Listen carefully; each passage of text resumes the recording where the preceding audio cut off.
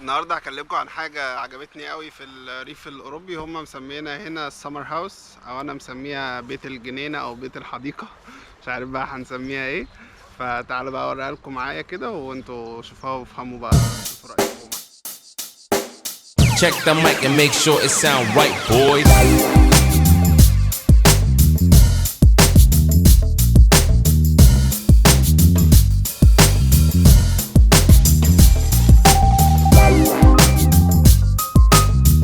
فكرة بسيطة خالص.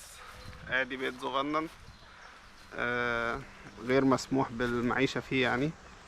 هو يا دوبك كده يكفيك فاهم، اللي هو تخزن الحاجة فيه بس. صغنون خالص. في هنا حمام هناك اهو، تعالى نروح نشوفه. في جيرانك بقى، بس الموضوع لذيذ يعني.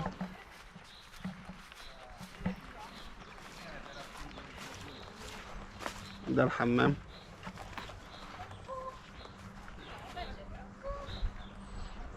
وده الوضع عموما، هي جنينة وجنبك بيت صغير مرجيح وهكذا.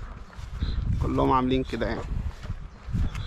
والحكومة مرخصة كل المكان دوت. ممنوع طبعا ترخيص المباني فيه، يعني هو اخرك تبني حاجة صغننة زي دي كده. ده كده اللي هو الهاي ليفل يعني. وكل عيلة بقى بتشتريه، والعيلة كلها يعني بتاعها، يعني عيلة كاملة بتشتريه، مش انت بتشتريه لوحدك او حاجة. وتقعد بقى ايه تبدل براحتك، يعني مثلا كل اسبوع حد او حاجة، ممكن انت اسبوع ابن عمك اسبوع وهكذا بقى، للعيلة كلها بقى. في ناس بقى بتستخدمه استخدام تاني، ان هم يزرعوا. احنا في مصر بقى انت تقعد تقلس على الفلاحين وبتاع، هم هنا يقعد يجمع فلوس عشان يشتري بيت عشان يبقى فلاحين. كان نوع يعني من بعد التقاعد بقى، انت قاعد فاضي مبتعملش حاجة، يقعد يزرع بقى الفواكه والبصل وكل حاجة عنده. وبكده هو عنده كل حاجة وقاعد بيتسلى، عنده كل الخضروات والفاكهة وقاعد بيتسلى بقى. أنا النهاردة قعدت أعمل النجيلة دي كلها.